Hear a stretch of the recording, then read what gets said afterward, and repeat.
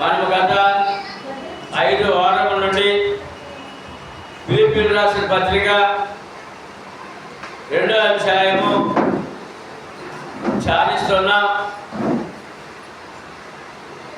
ఫిలిప్పీ పత్రిక 2వ అధ్యాయం ధ్యానిస్తున్నాం. ఇప్పుడు 6వ వారము ఈ యొక్క అదే వాక్యం మీద మనము ధ్యానిద్దాం. 16 వచనాలు ధ్యానించామండి. 16 వచనంలో ఏం ధ్యానించాం? మీరు అతి జనం మధ్య జీవవాక్యం పట్టుకుని లోకము జ్యోతులై ఉన్నారు. ఇంత భాగ్యం, ఇంత వరం పొందిన వారు మనం. దేవుడు తన వాక్యం ద్వారా జ్యోతులుగా సిద్ధపరిచాడండి. లోకానికి వెలుగు, లోకానికి మార్గదర్శులు. ప్రభు జన్మించిన రోజున తోకచుక్క నక్షత్రం పుట్టింది. అది ఆయన నక్షత్రము. ఇవాళ దేవుని వాక్యం ద్వారా రక్షణ పొందిన వారు ఆయన నక్షత్రాలు. ఆయన నక్షత్రాలు లోకానికి వెలుగు, త్రోవ చూపేవారు. యేసుక్రీస్తు ప్రభువారు ఇచ్చిన వాగ్దానం బట్టి యోహాను 14:6 యేసు నేనే మార్గమును సత్యమును జీవమును, నా ద్వారానే తప్ప ఎవరు తండ్రి యొద్దకు పరలోకానికి మార్గదర్శి యేసు ప్రభు. ఆ మార్గదర్శి మనకు ఇచ్చాడు. ఆ మార్గదర్శకత మనకి ఇచ్చాడు. కనుక ఆ మార్గదర్శకత మనం పాటిస్తూ ఇతరులకు ఆ త్రోవ చూపేవారుగా ఉండాలి. మనమే మనం లోకంలో కలిసిపోవడం కాదు. మనం చక్కగా ఆ మార్గంలో పరలోకానికి ప్రయాణం చేస్తూ మీకు మనకు కావాల్సిన దీవెనల కొరకు ప్రార్థిస్తూ ఆయన ఆజ్ఞలను ఆరాధిస్తూ ఆయన ఆజ్ఞలు పాటిస్తూ మనం ప్రయాణం చేస్తే మనము దేవునికి నక్షత్రాలట. ఎవరికంటే దేవునికి నక్షత్రాలట. దేవునికి ఆయన నక్షత్రం అంటే మనం. ఇంత గొప్ప విలువలు కట్టబెట్టిన దేవుడు మనము ఆగిపోకూడదు. నక్షత్రం నడిచింది. నక్షత్రం ఏం చేసిందంటే జ్ఞానుల ముందు నడిచింది. ఆ ప్రభు యొక్క ఇంటిని చూపించింది. ప్రభు ఉన్న ఇల్లుని చూపించింది. ప్రభు ఇంటిని చూపించింది. మనము కూడా ఆయన నక్షత్రం కనుక ఆగిపోకూడదు. మనము ఆయన ఇల్లుని చూపించాలి. ఆయన ఇల్లు అయితే ఆయన సంఘమే. ఆయన ఇల్లు. ఈ యొక్క గొప్ప పనిని మనకు అప్పగించాడు దేవుడు. కనుక మీరు ఏం చేస్తున్నారో, మీ విశ్వాసం ఏంటో ఒకసారి పరిశీలన చేసుకోండి. పోయిన వారం మద్రాసు నుంచి సహోదరులు వచ్చారండి. బోయజ్ గారు ప్రభువును నిజరించిన సహోదరి కాంతమ్మ గారి కుటుంబం నుంచి తన ద్వారా 7 రక్షణ పొందారు. నక్షత్రం ఆయన నక్షత్రం కాంతమ్మ గారు యేసుప్రభు ఇంటిని చూపించింది. ఆయన కుటుంబానికి యేసుప్రభు ఇంటిని చూపించింది. 7 రక్షణ పొందారు. ఎప్పుడైతే ఆ దారి చూపించిన సరిపోయిందో వారందరూ గాల్లో కలిసిపోయి ఒక ఆవిడ ప్రయాణం చేస్తుంది. ఆవిడ పేరు పద్మ గారు. బలహీనరాలు, దీక్ష తెలియదు, చాలా బలహీనరాలు. అయినా దేవుని సన్నిధి కోరుకుంటూ తను నడుస్తుంది. ఆ క్రమంలో రక్షణ పొందిన వారు మరి దూర ప్రాంతం నుండి తల్లిగారు ఉన్నప్పుడు ఇక్కడ ఉండేవారు అందరూ ఇక్కడికి వచ్చేవారు. మరి దూర ప్రాంతం నుండి వారు మళ్ళా పూర్తిగా సత్యానికి దూరం అయ్యారు, సంఘానికి దూరం అయ్యారు, ఆరాధనకు దూరం అయ్యారు.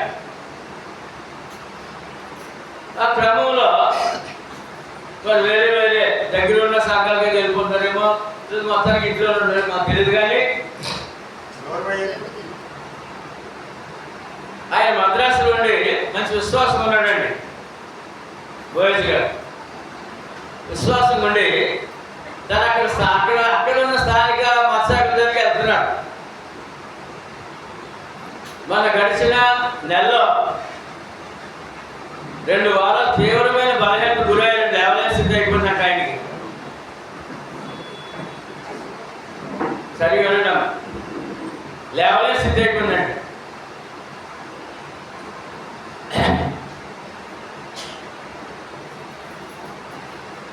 అప్పుడు ఆయన అలా అవసరపడుతున్నారు, విశ్వాసం ప్రార్థన చేసుకున్నాడు. ఆయన సత్యం జరిగిన వాడు, రక్షణ పొందినవాడు.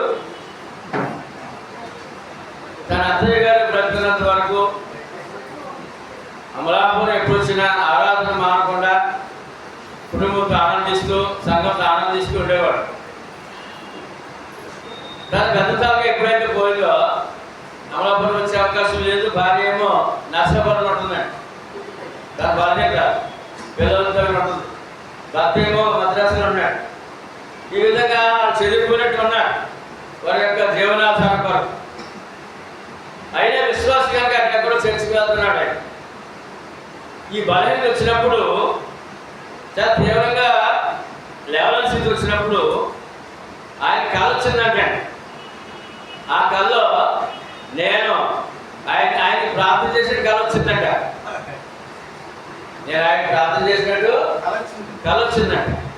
వచ్చి స్వస్థత పొందాడు. ఆ కళ వచ్చిన తర్వాత కొంచెం ధైర్యం వచ్చిందంట, ఆరోగ్యవంతుడు అయ్యాడు. ఖచ్చితంగా నేను దేశాల ఆరాధనకు వెళ్ళి సత్యారాధన ఆరాధించుకోవాలి, ఈ విషయం సేవకులకు చెప్పాలని చెప్పి ఆయన ఆనందంగా మన దగ్గరికి వచ్చారు. వచ్చిన తర్వాత ఆయన విషయాన్ని చెప్పాడు. ఏమనంటే, ఇలా బలహీన అయ్యానంటే 2 వారాలు చాలా తీవ్రం, మరి ఆ యొక్క ప్రమాదం దేవుడు తప్పించారు. మీరు నా కళ్ళలో వచ్చి ప్రార్థన చేసినట్టు కళ్ళ వచ్చారండి, అప్పుడు కొంత స్వస్థ వచ్చింది నాకు అని చెప్పి, నేను నెలకు 1 వారం మీ గ్లేసిలాంటి ఆరాధన ఉంటానండి. మద్రాసు నుంచి రాలేదు కదా ప్రతి వారము, విన్నారా? మద్రాసు ప్రతి వారము రాలేదు కదా. కనుక మా మా మా ఆవిడ నర్సాపురం పిల్లలతో ఉంటుంది, తను కూడా సత్యాగ్రహం లేదు. నేను వచ్చినప్పుడు నా పిల్లల్ని, మరి కుమార్తె అల్లుడు కూడా రక్షణ పొందారండి. ఆ పిల్లల్ని భార్యను తీసుకుని కనీసం నెలకు 1 వారం, మొదటి వారం కానీ ఆఖరి వారం కానీ నేను క్రీస్తులంగా సత్యారాధనలో ఉంటానని నేను వాగ్దానం చేసుకున్నానండి, నా పరిస్థితులు బట్టి అని చెప్పడం జరిగింది. అలా చెప్పినప్పుడు నేనేం చేయాలి? నేను ఇంతలా ఉబ్బిపోయి తిత్తి అయిపోవాలన్నమాట. నేను కళ్ళలోకి వచ్చి ప్రార్థన చేసినా, నా ప్రార్థన నేను కళ్ళలోకి ప్రార్థన చేసి నీకు స్వస్థ వచ్చిందా అని చెప్పి మీకు కూడా చెప్పాలి. మీకు చెప్పారా? పోయిన వారం చెప్పారంటే చెప్పలేదు కదా. మరి ఆయనకి ఏం చెప్పాను ఆ రోజునే? కళలు నమ్మొద్దని చెప్పాను. ఏం చెప్పానంటే, కళలు నమ్మొద్దు. కళ వచ్చింది, నా గురించి కళ వచ్చింది, మీరు ప్రార్థన చేసినట్టునే వచ్చానంటే ఆ సంగతి మీకు చెప్పాలి. కానీ నేనేం చెప్పానంటే, కళలు నమ్మొద్దని చెప్పాను. ఏం చెప్పానంటే, కళలు నమ్మొద్దు, వాక్యం నమ్మని చెప్పాను. ఏమన్నదే? వాక్యం నమ్మండి, కళలు నమ్మకండి. వాక్యం నమ్మితే విశ్వాసం అని చెప్పాను. ఆయన ఇదేంటి కళ్ళు, ఆయన కళ్ళ గురించి ప్రార్థన చేస్తుంటే స్వస్థ చెప్తుంటే ఈయన కళలు నమ్మొద్దు అంటాడేంటి అని అనుకోలేదండి. అర్థమైంది దానికే. ఏమైందంటే అర్థమైంది, వాక్యం నమ్మాలి, వాక్యం ప్రకారం ప్రయాణం చేయాలి అని చెప్పి తను గ్రహించాడు, ఆనందంగా స్వీకరించాడు. కనుక ఏదో కళలని, దర్శనాలని అబద్ధాలు చెప్పి బోధ కదండి మంది, అబద్ధ బోధండి మంది. కళ నమ్మని చెప్పామా? కళ నమ్మొచ్చా? వస్తాయండి. సోదరు మన కష్టాన్ని బట్టి, మన ఆలోచన బట్టి, మన శ్రమను బట్టి కళలు వస్తాయి. కానీ ఆ కళలు ఏ కళ వచ్చినా, దేవుని పక్షాన్ని వచ్చినా, నీ కుటుంబ పక్షాన్ని వచ్చినా, ఆశీర్వాదం వచ్చినా, శాపం వచ్చినా, ప్రతిగుణాలు వచ్చినా, చనిపోయేవాళ్ళు వచ్చినా కళ నమ్మొద్దు. కళ నమ్మొద్దు. కనుక ఇంత ఖచ్చితంగా ఉన్నట్టుగా సత్యాన్ని అందించే సేవకునిగా దేవుడు మీకు ఇచ్చాడు. కనుక ఆనందమా లేకపోతే ఇబ్బందా? గుర్తిరిగి ప్రయాణం చేయండి. మీకు వాక్యం అందించే సేవకులు సత్యవాక్యం ఉన్నట్టుగా మాకు అందించబడుతుంది. గొప్ప ఆశీర్వాదం మేము ఉన్నాం. ప్రార్థన జీవితం దొరికింది, సత్యారాధన దొరికింది, సత్యారాధన దొరికింది. మీరు ప్రతి విషయంలో నా దగ్గర ప్రార్థన చేసుకుంటే నీకు రాష్ట్రంలో చెప్పలేదు, మీరు ప్రార్థన చేసుకోమని చెప్తున్నాను. ఏంటంటే నా ప్రార్థన కావాల్సిన పని లేదు, మీరు ప్రార్థన చేసుకోండి, మీ ప్రార్థన దేవుడు వింటాడని చెప్తున్నాను. వింటాడండి? మీరు ప్రార్థన చేస్తారా? చేసుకుంటారా? తర్వాత ఇవాళ ధ్యానించే వాక్యము తర్వాత ఇంకొక మాట చెప్పానండి. ఏంటంటే పుట్టు క్రైస్తవులు అనే విషయం కూడా పోయిన వారం వచ్చింది. పుట్టు క్రైస్తవులు ఉన్నాడా? లేదు. అలా ఫీల్ అయిపోతున్నారు వాళ్ళ లోపల ఉన్న మత క్రైస్తవులు, అనగా మత్స్యాకుల వారు పుట్టు క్రైస్తవులు. ఆ పిల్లలు తల్లిదండ్రులు తాతలు కూడా వస్తారు, వాళ్ళు భక్త సర్పం చర్చికి వెళ్తారు, పండుగలు చేసుకుంటారు. ఏం చేసుకుంటారా? పండుగలు చేసుకుంటారు. కనుక బైబిల్ అయితే సువార్త అందించండి, సువార్త నమ్మిన వాడు పాపిని తెలుసుకున్నప్పుడు, పాపినని ఏమన్నాడే? పాపినని తెలుసుకున్నప్పుడు, పాప క్షమాపణ కొరకు మారుమనసు పొందినప్పుడు అతడు బాప్తిజం పొందుతాడు. బాప్తిజం పొందిన వాడు రక్షించబడతాడు. బాప్తిజం పొందిన వాడు రక్షించబడతాడు అని సువార్త దేవుడు ఇచ్చాడు. కనుక మనం సువార్త నమ్మి బాప్తిజం పొందితేనే క్రైస్తవులం, లేదంటే క్రైస్తవులైన మాటకి అది అర్హులు కాదు.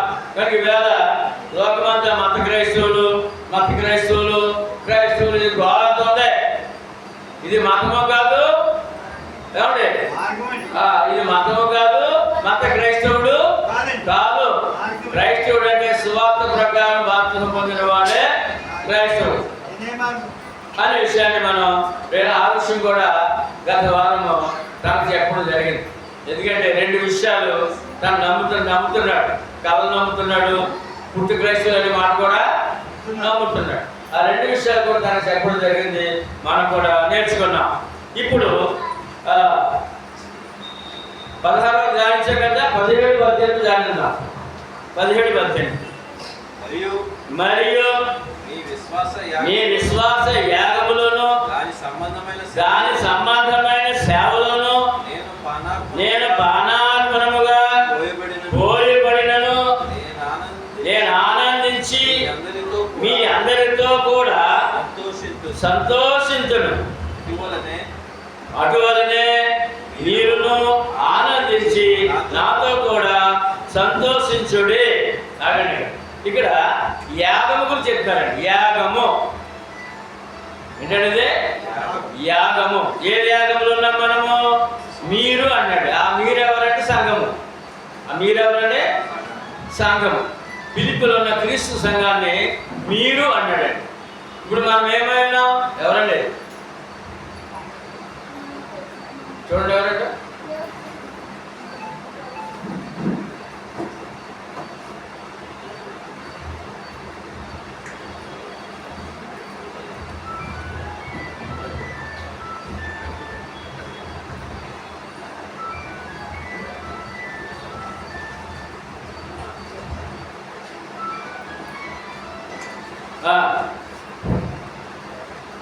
మీరంటే ఎవరండి? ఇప్పుడు మనము ఎవరండి?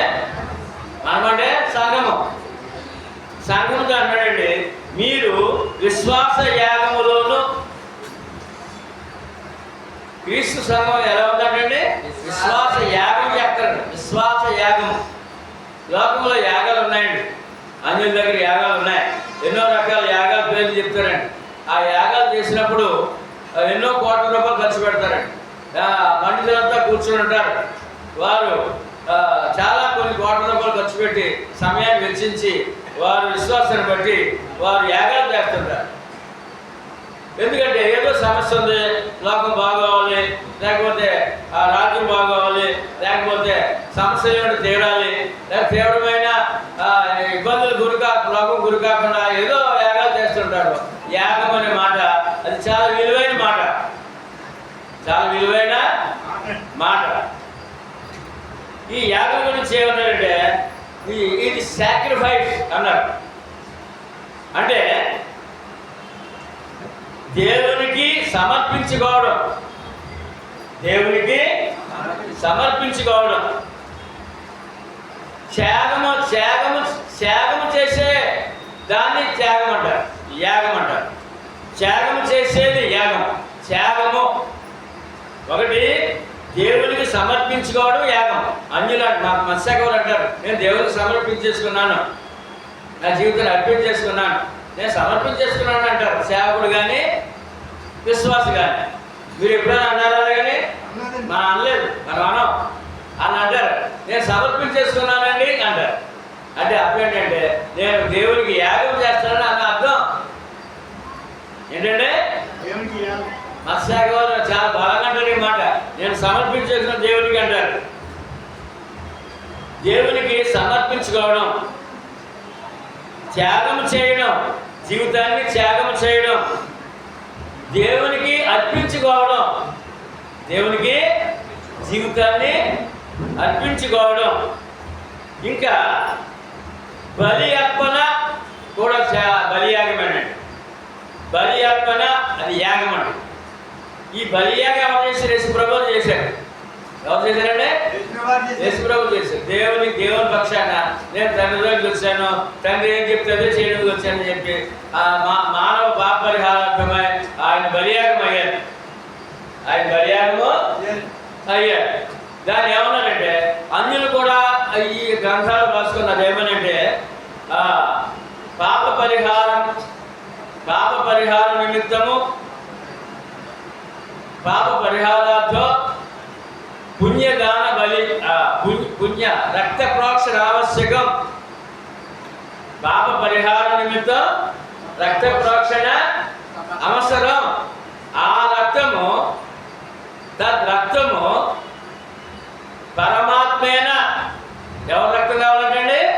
పరమాత్మ రక్తం, దేవుడి రక్తం కావాలంట. ఆ రక్తము పరమాత్మైన పుణ్యదాన బలియాగము. ఏంటంటే పుణ్యదాన బలియాగము అన్నారు, రాసుకున్నారు. కానీ ఆ పరమాత్ముడు ఎవరో, ఆ పుణ్యయాగ బలిదానం చేసేవాడు ఎవరో, ఆ యాగం చేసేవాడు ఎవరు లోకానికి తెలీదు. లోకానికి తెలీదు. మరి మనకన్నా తెలియాలి కదా, తెలుసా? చూద్దాం. యెషయా గ్రంథము 53వ అధ్యాయము.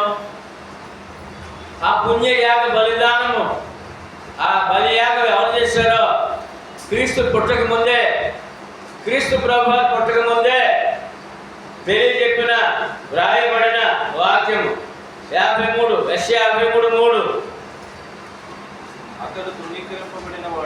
అతడు తృణీకరింపబడిన వాడును ఆయన మనుష్యుల వలన విసర్జింపబడిన వాడును, వ్యసనాక్రాంతుడుగాను, వ్యాధిని అనుభవించిన వాడుగాను, మనుష్యులు చూడ నల్లని వాడుగాను ఉండండి. అతడు తృణీకరింపబడిన వాడు కనుక మనము అతనిని ఎన్నిక చేయలేకపోతుంది. నిశ్చయముగా అతడు మన రోగములను భరించెను, మన వ్యసనములను వహించెను. అయినను మొత్తబడిన వానిగాను, దేవుని వలన బాధింపబడిన వానిగాను, శ్రమ నొందిన వానిగాను మనం అతన్ని ఎంచితిమి. మన అతిక్రమములను బట్టి అతడు గాయపరచబడెను, మన దోషములను బట్టి నలుగగొట్టబడెను. మన సమాధానార్థమైన శిక్ష అతని మీద పడెను. అతడు పొందిన దెబ్బల చేత మనకు స్వస్థత కలుగుతున్నది. మనమందరము గొర్రెల వలె త్రోవ తప్పిపోతుంది. మనలో ప్రతివాడును తనకిష్టమైన త్రోవను తొలగెను. యెహోవా మన అందరి దోషమును అతని మీద మోపెను. అతడు దౌర్జన్యములందును బాధింపబడిను. అతడు నోరు తెరవలేదు. వధకు తేబడు గొర్రె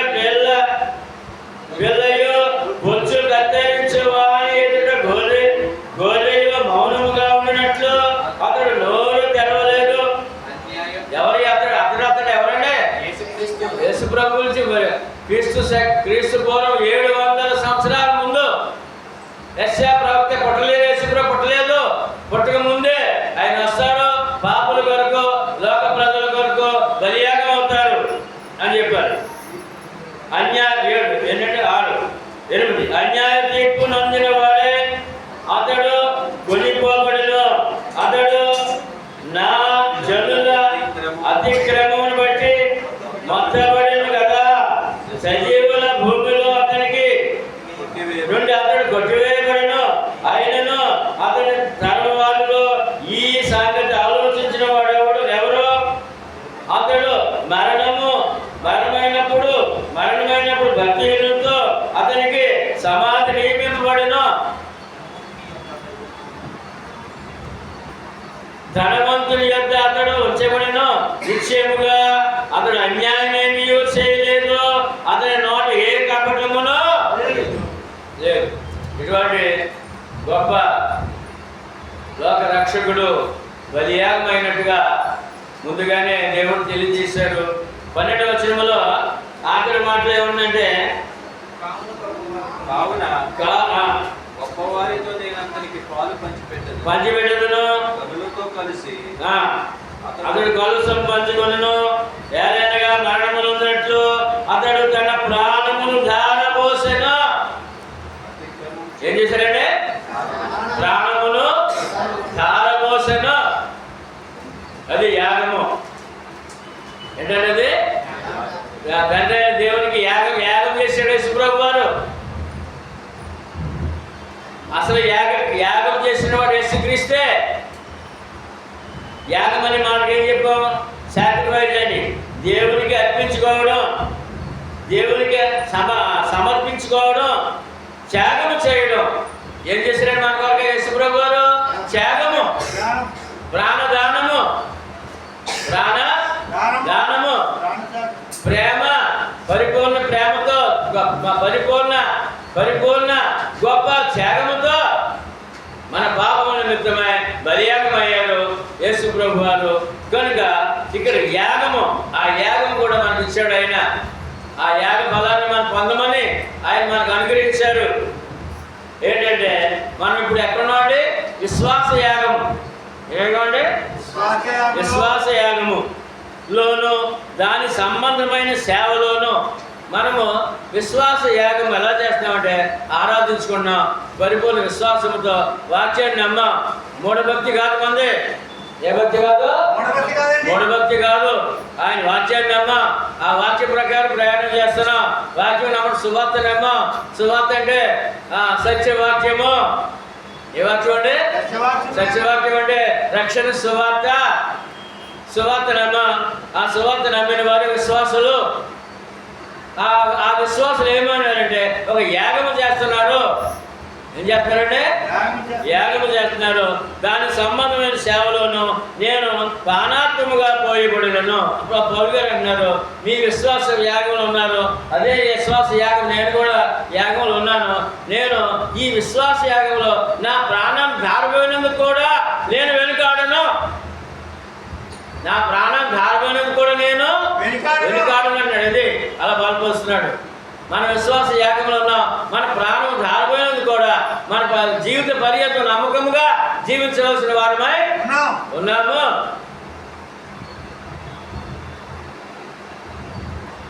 ప్రాణాత్మముగా నేను రక్తం ధారపోయినందుకు కూడా నేను సిద్ధంగా ఉన్నానంటే సంఘంతో ప్రాణాత్మముగా పోయబడినను నేను ఆనందించి ఏంటంటే మీ కొరకు, మీ విశ్వాస యాగం కొరకు, నా రక్షణ కొరకు, మీ రక్షణ కొరకు నేను ప్రాణాత్మముగా రక్తం ప్రోక్షించాలని కూడా నేను సిద్ధంగా ఉన్నాను. నా ప్రాణం పెట్టడానికి కూడా నేను సిద్ధంగా ఉన్నాను. ఆనందంగా నేను అర్పించుకుంటాను అన్నమాట. ఎలాగంటే ఆనందముగా అన్నాడు. మళ్ళీ ఈ యొక్క అర్పణ నేను ఆనందించి మీ అందరితో కూడా సంతోషించును. నేను ప్రాణం పెట్టడానికి కూడా సంతోషంగా అర్పిస్తాను అన్నాడండి. ఇవాళ క్రైస్తవుడు త్యాగమూర్తి ఉన్నాడు, త్యాగధనుడిగా ఉండాలి. ఎందుకంటే విశ్వాస యాగంలో ఉన్నాం. స్వార్థపరులుగా జీవించకూడదు, త్యాగ బుద్ధితో మనం అర్పించేసుకున్నాం, విశ్వాస యాగంలో ఉన్నాం, దేవుడికి అర్పించేసుకున్నాం మన జీవితాన్ని. చెప్పండి, మీరు ఎవరున్నారు అర్పించుకునేవాడు? Very good, very good. అర్పించుకున్న దేవుడి కానీ మనసు ఉంటేనే విశ్వాసం విలువ. అర్పించుకోకపోతే విశ్వాసమే కావు. అర్పించుకోకపోతే యాగం చేసేవారు కావన్నమాట. కనుక ఇక్కడ 8వ వచనం 18 అటువలనే మీరును ఆనందించి, నేను ఆనందిస్తున్నాను అన్నాడు. ఏమని? నా ప్రాణం పెట్టడానికి కూడా నేను ఆనందిస్తున్నాను. నేను విశ్వాస యాగంలో ఉన్నాను, మీరు విశ్వాస యాగంలో ఉన్నారు, ఈ గొప్ప ఆరాధనలు ఉన్నారు, గొప్ప సేవలు ఉన్నారు. కనుక అటువలనే మీరును ఆనందించి నాతో కూడా సంతోషించండి. ఈ విశ్వాస యాగంలో మనం ప్రయాణం చేస్తున్నాం. ప్రాణం పెట్టడానికి కూడా భయపడకుండా ముందుకు సాగుదాం. నేను ముందుకు సాగుతున్నాను, మీరు కూడా నాతో ఆనందించండి. ఆ విధంగా ఆరాధించుకోండి, ఆ విధంగా ఆరాధించుకోండి. ఏదో తాత్కాలికంగా లాభాల కొరకు కాదండి, ఇది పూర్తిగా సమర్పించుకోవడం అండి. ఇది విశ్వాసం అంటే పూర్తిగా మన జీవితాన్ని దేవునికి అర్పించుకున్న వారము. అలా ముద్రపడాలి మీ మనసులో. విశ్వాస యాగంలో ఉన్నాను నేను, ఏదైనా భరిస్తాను, సుఖం భరిస్తాను, కష్టం భరిస్తాను, లాభం భరిస్తాను, నష్టం భరిస్తాను అని చెప్పగలవా? చెప్పండి. అదే విశ్వాస యాగం. అదేంటంటే లాభం వస్తేనే దేవుడు కాదండి, లాభం వస్తేనే దేవుడు విశ్వాస కాదండి. ఎందుకంటే ప్రసంగి 7:14 సుఖ దుఃఖములను జతపరిచాడు దేవుడు. సుఖం ఉంటుంది, దుఃఖం ఉంటుంది,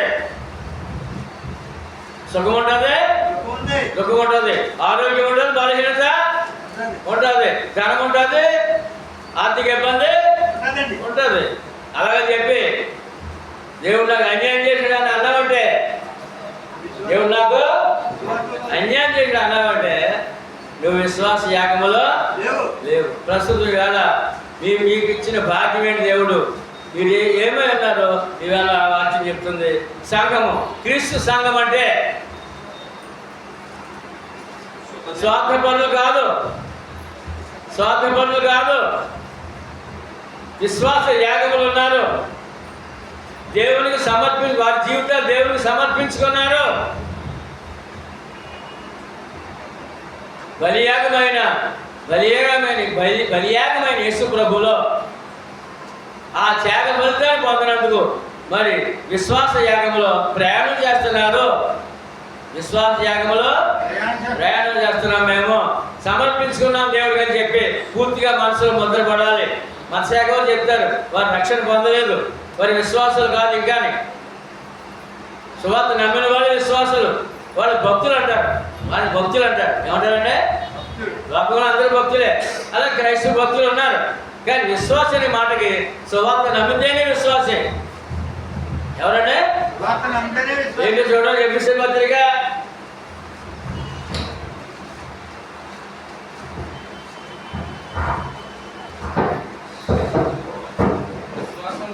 1:13 మీరును సత్యవాక్యమును అనగా మీ రక్షణ సువార్తను విని క్రీస్తునందు విశ్వాసముంచి వాగ్దానము చేయబడిన ఆత్మచేత ముద్రించబడతారు. ఎవరు ఇప్పుడు విశ్వాసం? చెప్పండి. విశ్వాసులు ఎవరు? ప్రభు పట్ల విశ్వాసులు ఎవరు? యేసు ప్రభు నిజంగా నమ్మిన వారు ఎవరు? సువార్త నమ్మిన వారే. ఎవరైనా సువార్త నమ్మిన వారే. మరి ఇక లోకంలో అనేక దేవీ దేవతలు ఉన్నారు, అలాగే యేసు ప్రభువులు కూడా నమ్ముతున్నారు. వాళ్ళు భక్తులు అంటారు. ఏమంటారండి? భక్తులు. విశ్వాసులు కాదు. విశ్వాసం అంటే యాగం. అది విశ్వాసం అంటే అర్థం ఏంటంటే యాగము. అర్థమైంది మాట? ఎవరికి అర్థం లేంటి అంటున్నారు? అర్థమైందంటే విశ్వాసులు వేరు, భక్తులు వేరు. విశ్వాసం అనే మాటకి సువార్త నమ్మితేనే విశ్వాసం. సువార్త నమ్మితేనే. అందుకనే భక్తి మూఢభక్తి అన్నారు. ఆ భక్తుల మళ్ళీ మూఢభక్తి ఉంది. భక్తుల మళ్ళీ ఉంది, మూఢభక్తి ఉంది. విశ్వాసి ఇంకా అవిశ్వాసి కానందుకు సమర్పించుకోకపోతే అవిశ్వాసం అవుతాడు. సమర్పణ ఏంటంటే సమర్పణ. చిన్న చిన్న కోపాలు వస్తే సేవకుడు నచ్చకపోయినా వెనక్కిపోతాడు. మరి కుటుంబ కలహాలు వచ్చినా వెనక్కిపోతాడు. సంఘంలో కలహాలు వచ్చినా వెనక్కిపోతాడు. ఏ లాభం రాకపోయినా వెనక్కిపోతాడు. కష్టాలు వచ్చినా వెనక్కిపోతాడు. అది విశ్వాస త్యాగం చేసేవాడు కాదు. కనుక ఈ విషయాన్ని మనం చెప్పినప్పుడు అంత సాక్రిఫైస్ నీకుందా? దేవునికి నువ్వు అర్పించుకున్నావా? ఇవాళ పూర్తిగా మీరు హృదయంలో చేర్చుకోండి మాటలు. పూర్తిగా నీవు అర్పించుకున్నావా? అర్పించుకుంటే ఎండ అంటే నేను రాలేకపోతున్నానండి, ఎండలో నేను నన్నండి చెప్తావా? చెప్పండి. ఎండలో నేను నన్ను వర్షం వచ్చేది తడిసిపోతానని చెప్తావా? చుట్టాలు వచ్చారు మరి కుదరదండి, ఆ చుట్టాల కంటే దేవుడు ఎక్కువ అంటావా? చెప్పండి. 6 రోజులు నీ ఒకరోజు దేవుడు, 6 రోజులు నీవి నీకు ఇచ్చాడు. పరిపాలన చేసుకో, ఏం చేసుకుంటూ చేసుకో, క్షేమంగా బ్రతుకు. ఒకరోజు ఏముంది? అది మొదటి రోజు, అదే మొదటి రోజు. కనుక ఏ కారణాన్ని బట్టి కూడా నువ్వు వెనకాల చేసావు అనుకోండి, బలహీనత ఉన్నప్పుడు తప్పదండి. లేవనప్పుడు ఏం చేస్తా? దేవుడు తెలుసు కదా, ఏమో తెలుసా? తెలుసు. ఇంకా లేవలేని స్థితిలో, లేచే స్థితిలో ఉండి, ఆరోగ్యం ఉండి, ఏమన్నా శుభ్రంగా అన్ని తింటూ పరిపాలన చేసుకుంటూ ఆరాధన మానేసి అనుకోండి, విశ్వాస యాగంలో ఉన్నట్టు లెక్క ఉన్నదా? లేదు. ఇప్పుడు ప్రస్తుతం దేవుని వాక్యాన్ని బట్టి మనమందరం కూడా విశ్వాస యాగములు ఉన్నాం. ఆ యాగములో ఆయన పని చేస్తున్నాం. విశ్వాస యాగంతో ఆయన పని చేస్తున్నాం. సమర్పణతో ఆయన పని చేస్తున్నాం. త్యాగబుద్ధితో ఆయన పని. యాగం అనే మాట మర్చిపోకండి. సమర్పణ త్యాగము. సమర్పణ త్యాగము నీకుందా? ఎవరికే? అందరి గారు ఒకరికి ఉందా? సమర్పణ త్యాగం నీకుందా? అదే ఉంటేనే విశ్వాసమే. ఆ విశ్వాసం అయితేనే నువ్వు యాగం చేస్తున్నావు దేవుడికి. విశ్వాస యాగం ఎంత గొప్ప మాట అండి. చాలా ఈ మాటకి చాలా సంతోషిస్తున్నాను నేను, చాలా ఆనందం ఉన్నా. ఇప్పుడు మొట్టమొదటి యాగం ఎవరు చేశారంటే పుట్టుడి మాటలు కాదండి, ఒట్టి మాటలు కాదండి, ప్రభువారే యాగం చేసి మనకి ఆ యొక్క యాగ ఫలితాన్ని విశ్వాసం ద్వారా పొందమంటున్నారు. యాగ ఫలితాన్ని విశ్వాసం ద్వారా పొందమంటున్నారు. నువ్వు విశ్వాస యాగం చేస్తావు అంటున్నారు. ఆ యాగకర్త యేసుక్రీస్తే, ఆయనే మనకి మాదిరి, ఆయనే మనకి మాదిరి. పౌలు గారు అంటాడు, నేను క్రీస్తుని పోలు నడుచుకున్నాను అంటాడు. కొరింథీ పత్రిక 11:1, మొదటి కొరింథీ 11:1లో నేను క్రీస్తుని పోలు నడుచుకున్న ప్రకారము మీరు నన్ను పోలి అంటే ఇది ఈ సమర్పణతో త్యాగబుద్ధితో ఆయన ఆ యొక్క ప్రయాణము సేవ చేస్తున్నాడు. ఎలాగంటే ఆయన యేసు ప్రభువు చూసుకున్నాడట. ఆయన యాగం చేశాడు, ఆ యాగం నేను కూడా ఉన్నాను అన్నాడు. యేసు ప్రభు వారు ప్రాణత్యాగం చేశాడు. దేవుడికి అర్పించుకున్నారు. ఆయన ప్రాణాన్ని, శరీరాన్ని, జీవితాన్ని అర్పించేసుకున్నాడు ఆయన. నేను కూడా ఆ విధంగా సిద్ధంగా ఉన్నాను. ఆ విధంగా స్వార్థపూరిత భక్తి కాదండి. క్రైస్తవ యేసుప్రభు నమ్మడం అంటే స్వార్థం కాదండి, నిస్వార్థ నిష్కపటమైన విశ్వాసం ఉండేది. నిస్వార్థ నిష్కపట కపటము లేని స్వార్థం లేని భక్తి అండి విశ్వాసము అంటే. ఇప్పుడు అర్థమైంది కదా యాగం అంటే ఏంటండి? అందరూ చెప్పండి. దేవునికి సమర్పించుకోవడం. నా జీవితాన్ని చెప్పండి. నా జీవితాన్ని దేవునికి సమర్పించుకోవడం. నా జీవితాన్ని దేవునికి త్యాగము చేయడం. దేవునికి అర్పించుకోవడం. నా జీవితాన్ని దేవునికి అర్పించేసుకున్నాను అన్నప్పుడు ఏం కనపడదు నీకు? నీ లోకం కనపడదు, నీ కుటుంబం బంధువులు కనపడదు. నీ ప్రయాణం విశ్వాసం చక్కగా నడుస్తుంది. నీ విశ్వాసాన్ని బట్టి కుటుంబం బాగుంటుంది, నీ ప్రార్థన బట్టి కుటుంబం బాగుంటుంది, నీ ప్రార్థన బట్టి నీ విశ్వాసం అంటే నీ యొక్క ఆత్మరక్షణ కొరకు నీ ప్రయాణం పరలోకాన్ని ఒక్కడుగు పరలోకం బంగారు పట్టణంలో చోటు సంపాదించుకుంటావు. విశ్వాస యాగంలో ఫలితం ఉంది. ఏముందండి? ఫలితం ఉంది.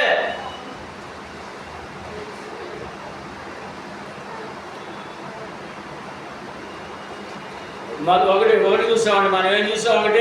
ఒకటి వేసుకోండి. ఇప్పుడు ఫిలిప్పీ పత్రిక 2:17 విశ్వాస యాగం అని రాసుకుని వాడు. ఫిలిప్పీ పత్రిక 2:17 మరియు ఒకటి విశ్వాస యాగము. మనం ఎలా ఉన్నాడు ఇప్పుడు? విశ్వాస యాగములు ఉన్నాం, యాగం చేస్తున్నాం. 2 ఫిలిప్పీ పత్రిక 4:18 ఫిలిప్పీ పత్రిక 4:18 దేవునికి సమస్తమును 4:18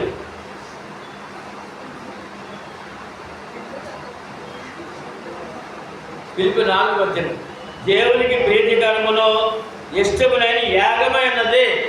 ఇంకో రెండో యాగం. ఒకటేమో విశ్వాస యాగము, 2 దేవునికి ప్రీతికరమును ఇష్టమైన యాగమైనది. ఏంటది? దేవునికి ప్రీతికరమైనది ఏంటి? దేవునికి ఇష్టమైనది ఏంటి? ఏంటి యాగం అంటే? 13 చదువుతున్నప్పుడు 13 చదవండి. 13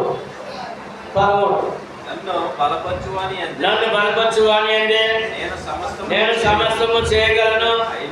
అయినను నా శ్రమలో పాలు పుచ్చుకున్నది మంచిది. ఫిలిప్పీయులారా, సువార్తను నేను బోధింపనారంభించినప్పుడు మాసిదోనియాలోను వచ్చినప్పుడు ఇచ్చు విషయములోను పుచ్చుకొని విషయములోను మీరు తప్ప మరి ఏ సంఘం వారును నాతో పాలివారు కాలేదు. నీకు తెలియను.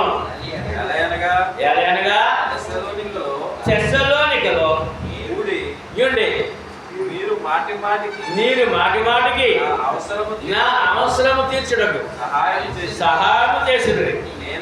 నేను ఈవిని అపేక్షించి ఎలాగ చెప్పలేదు. మీ లెక్కకు విస్తారఫలము రావాలని అపేక్షించి చెప్పుచున్నాను. నాకు సమస్తమును సమృద్ధిగా కలిగినది. మీరు పంపిన వస్తువులు ఎపఫ్రోదితు వలన పుచ్చుకొని ఏమీ తక్కువ లేక ఉన్నాను. అవి మనోహరమైన సువాసనయు దేవునికి ప్రీతికరమును ఇష్టమునైన యాగమునైనవి. ఇక్కడ మనం ఏం చేస్తున్నాం? ఇప్పుడు క్రీస్తు సంఘం ఏం చేస్తుంది? క్రీస్తునాథ సంఘము అని అంటే ఏమి యాగం అది? దేవునికి ఇష్టమును ప్రీతికరమైన యాగము. ఏమండి? దేవునికి ప్రీతికరం ఇష్టమైన యాగము చేస్తున్నాడు. ఎలాగని? సంఘ సేవకునితో సంఘము చేసే కార్యాలన్నీ కూడా అది దేవునికి ఇష్టమును ప్రీతికరమైన యాగం అంట. సంఘముతో సేవకులతో కలిసి పనిచేయాలి. ఒక విశ్వాస యాగము ఎలా కొనసాగించుకోవాలంటే సంఘముతో సేవకులతో కలిసి పనిచేయాలి. సేవకులతో కలిసి పనిచేయాలి. సేవకుడు ఆ కార్యాలు ఏమైతే తలపెడుతున్నారో ఆ రక్షణార్థం, ఒక వ్యక్తి సంఘము రక్షణ కాపాడుకున్నటకు అనేక రక్షణ నడిపించిన సేవకుడు ఏమైతే తలపెడుతున్నాడో, సంఘం ఏమైతే కార్యాలు చేస్తున్నారో ప్రతి విశ్వాసి బాధ్యతగా ఆ యొక్క సేవలో పాల్గొనవలసిన అవసరత ఉంది. అప్పుడు ఆ విశ్వాసం ఏం చేస్తుందంట? దేవునికి ప్రీతికరమును ఇష్టములైన యాగము చేస్తున్నారు. సంఘ అవసరాల్లో, సంఘము సేవకులు చేసే కార్యాల్లో మీ యొక్క హస్తము, మీ మనస్సు, మీ ప్రార్థన, మీ కానుక, మీ సమయము ఉండాలంటే ఉండాలి. ఇదంతా కలిసి ఏమంటుందంట? దేవునికి ప్రీతికరమైన ఇష్టమైన యాగము చేస్తున్నారు. యాగం చేస్తే బలం ఉందా లేదా? చెప్పండి, యాగం చేస్తే బలం ఉందా లేదా? దేవుని పని చేస్తే బలం ఉందా లేదా? ఈ దేవుని పనిని ఇష్టపూర్వకంగా చేస్తే, సమర్పణ చేసి, త్యాగముక్తి చేస్తే యాగం అన్నారు కదా, యాగానికి ఫలం ఉందా? 4:19 పిలిపి 4:19 అందరూ చెప్పండి, కాగా. అందరూ చెప్పాలి, బాగా గట్టి చెప్పండి, కాగా దేవుడు తన ఐశ్వర్యం చొప్పున క్రీస్తు యేసు మహిమలో మీ ప్రతి అవసరమును తీర్చును. యాగపత్రం ఉందండి, ఉందే. ఇక్కడ స్థానిక సంఘంలో సేవకులతో సంఘంతో కలిసి మీ విశ్వాస యాగం సాగుతుందండి. సంఘంతో సేవకులతో ఉన్నారు, మీరు ప్రతి విషయంలో సహకారులు ఉన్నారు, మనసు ఇచ్చారు, నేను సమయం ఇస్తున్నారు, మీ దేవుడు ఇచ్చిన దాంట్లో ధనం ఇస్తున్నారు. ఏమండి, ఆ యొక్క సేవను బలపరుస్తారు కనుక ఏం చేస్తున్నప్పుడు మనం దేవునికి ప్రీతికరమును ఇష్టమైన యాగం చేస్తున్నాం. దానికి ప్రతిఫలం ఉన్నది. ప్రతిఫలము యేసుక్రీస్తు మహిమలో మీ ప్రతి అవసరము యాగపత్రం ఉందండి. యాగపత్రం పొందుతున్నామా? పొందుతున్నాం. పొందుతాం. రెండు ఉన్నాయి. 2 చూసామండి. 3 ఏప్రిల్ రాసిన పత్రిక 13-15. కాబట్టి ఆయన ద్వారా మనము దేవునికి ఎల్లప్పుడూ స్తుతి యాగము చేయడము, అనగా ఆయన నామమును ఒప్పుకొనుచు జీవ బలము అర్పించుదాము. ఇప్పుడు ఇక్కడ 3వది ఏంటంటే స్తుతి యాగము. స్తుతి యాగము ఏ యాగం అంటే? స్తుతి యాగం అంటే నీ పెదాలతో, నీ నాలుకతో, నీ కంఠ స్వరముతో స్తుతి చేయాలంట. కీర్తనలు, పాటలు, స్తుతి యాగం అంటాడు. ఈ కీర్తనలు ఏంటంటే ఇప్పుడు యాగం అంట, స్తుతి యాగము. అందుకని ప్రతి విశ్వాసి కూడా ఆరాధన సమయంలో ఎన్నో పనులు ఉంటాయండి, తప్ప ప్రార్థనలు ఉండాలండి. ప్రార్థన అయిన వెంటనే పాటలు ఉంటాయండి. ప్రార్థన కూడా యాగమండి, పాటలు యాగమండి. ఏంటంటే 2 గంటలు 3 గంటలు పాటలు ఏం చేశారు మీరు? ఇప్పుడు మీతో పాటు మేమేం చేశాం? స్తుతి యాగం. స్తుతి యాగం. ఏమండి, లోకంలో మనకంటే గొప్ప పాటలు పాడేవాళ్ళు, గొప్ప సంగీతకారులు, గొప్ప విద్వాంసులు ఉన్నారు. అది లోక ప్రజలు ఆనందం కొరకే తప్ప దేవుడు ఆనందించేది కాదు. గొప్ప వాయిద్యాలు ఉన్నాయి, గొప్ప సంగీతాలు ఉన్నాయి, మనుషులు ఉరువుతలు ఇచ్చే వాయిద్యాలు ఉన్నాయి, పాటలు ఉన్నాయి. కాబట్టి క్రైస్తవ వివాహాల్లో, శుభకార్యాల్లో డ్యాన్స్లు వచ్చాయి. పెళ్లి కూతురు డ్యాన్స్ చేస్తున్నాడు. క్రైస్తవ పెళ్లిలో ఎందుకంటే అక్కడ మ్యూజిక్ పాటలు పెడతారు. ఆ పెళ్లి అయిపోతే, ప్రార్థన అయిపోతే, అన్నీ అయిపోతుంది. ఇంకా అక్కడి నుంచి మొదలెడతారనమాట. ఏంటి?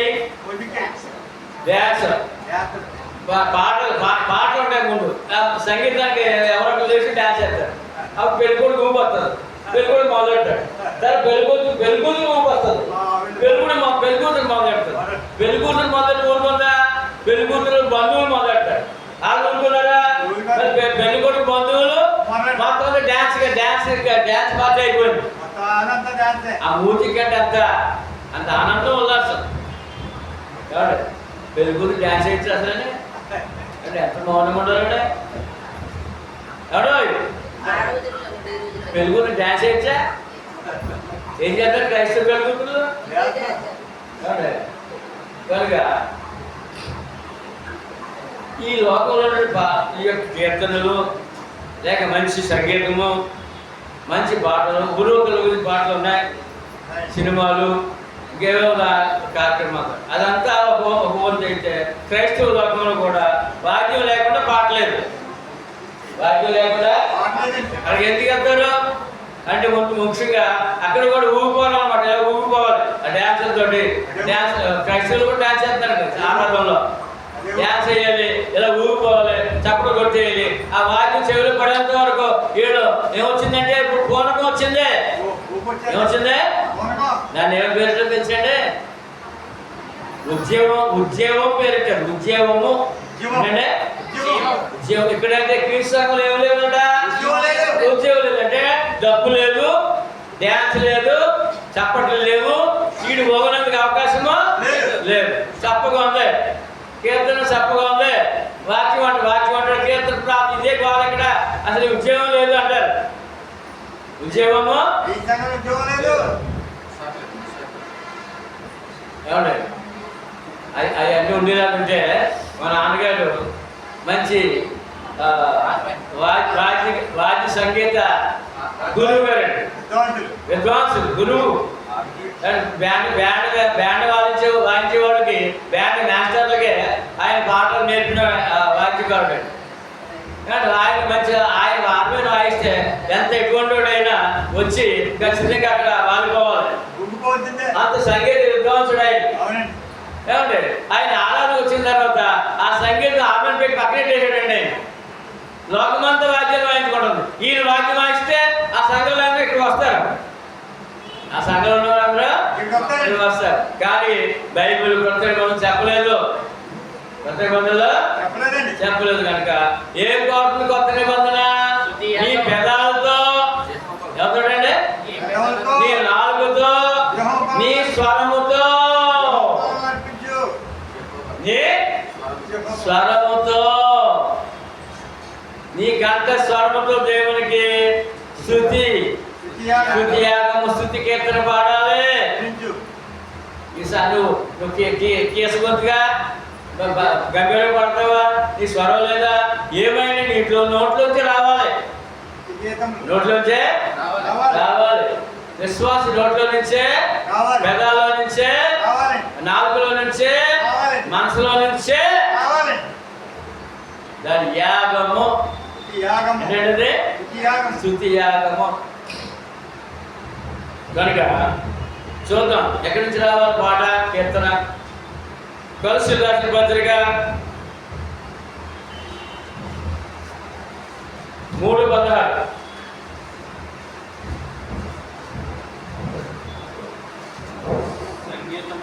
సంగీతములతోనూ కీర్తనలతోనూ ఆత్మ సంబంధమైన పద్యములతోనూ ఒకరికొకడు బోధించుచు బుద్ధి చెప్పుచు కృపాసహితముగా మీ హృదయములలో నుండి దేవుని గూర్చి గానము చేయుచు సమస్త విధములైన జ్ఞానముతో క్రీస్తు వాక్యము మీలో సమృద్ధిగా నివసింపనీయుడి. ఇందులో వాక్యం అండి ఎక్కడి నుంచి రావాలంట? మీ హృదయములో నుండి. ఎక్కడికంటే మీ హృదయములో నుండి ఏం రావాలంట? కీర్తన పాట గానము, కీర్తన పాట గానము పద్యము కూడా మీ హృదయములో నుండి. ఎక్కడికంటే మరి మనం వాయించే వాద్యానికి హృదయం ఉందా? ఆర్మేలకు హృదయం ఉందా? గిటార్కి, తమ్ముడికి నాకు హృదయాలు ఉన్నాయండి. అమ్మా అన్న వాయిద్యానికి హృదయం ఉందా? హృదయం ఎవరికి ఉంది? మనిషికి ఉంది. దేవుడు దేవుడిలో ఆరాధించాలి హృదయముతో. మనుషులు సంగీతములతోనూ కీర్తనలతోనూ ఆత్మ సంబంధమైన పద్యములతోనూ ఒకరికొకరు బోధించుచు బుద్ధి చెప్పుచు కృపాసహితముగా మీ హృదయములలో దేవుని గూర్చి గానము. ఎక్కడికి రావాలి గానము? ఎక్కడికి రావాలి పాట? విధములైన ఆ, జ్ఞానముతో క్రీస్తు వాక్యము మీలో సమృద్ధిగా కీర్తనలు చేయరావాల, క్రీస్తు వాక్యం రావాలంట. హృదయంలోంచి కీర్తనలు చేయరావాలంటే క్రీస్తు వాక్యం సమృద్ధిగా రావాలంటే బయటికి. వాక్యం వాయిస్తే అర్థం వస్తుంది. అది వాయిద్యానికి మోర్చుకుంటాడు కానీ మీ పాడే ఏమి విలువ ఎవడో చెప్పండి. వాక్యం అవసరమా? మీరు అందరూ చెప్పాలి గట్టిగా. వాక్యం ఆరాధన అవసరమా? రెండో వాక్యం చూద్దాం. ఎఫెసీ రాసిన పత్రిక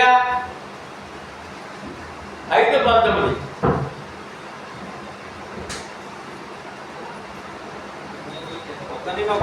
ఒకరినొకడు కీర్తనలతోనూ సంగీతములతోనూ ఆత్మ సంబంధమైన పాటలతోనూ హెచ్చరించుచు మీ హృదయములలో ప్రభువును గూర్చి ఎక్కడికంటే ఎక్కడి నుంచే మీ హృదయములలో నుండి ప్రభువును గూర్చి పాడుచు కీర్తించుచు మన ప్రభు అయిన యేసుక్రీస్తు పేరట